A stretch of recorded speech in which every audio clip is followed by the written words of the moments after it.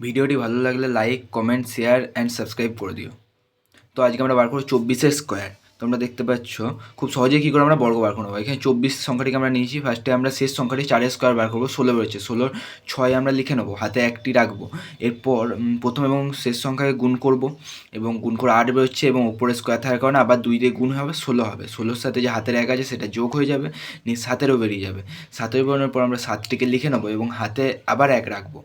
এরপর আমরা প্রথম সংখ্যাটির স্কোয়ার বার করবো, বর্গ বার করবো। 4 বেরোচ্ছে, 4 + 1 4 + 1 সমান হচ্ছে 5। 5 আগে বসে হবে, 576 অ্যান্সার বেরিয়ে গেছে। এরপর আমরা আবার 26 নিয়েছি, আরও একটি সংখ্যা। শেষ সংখ্যাটি স্কোয়ার বার করলাম 36। 36-এর 6 আমরা লিখে নেব, 3কে হাতে রাখবো।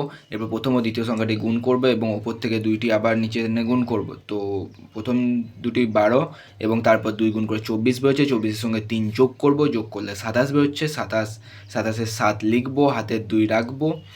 27-এর 7 লিখে নিলাম, হাতের 2 রাখবো। এরপর প্রথম সংখ্যাটি স্কোয়ার বার করবো। প্রথম সংখ্যাটি স্কোয়ার সমান হচ্ছে 4। 4 + 2 সমান হচ্ছে 6। তো 6 বসিয়ে দিলাম, 6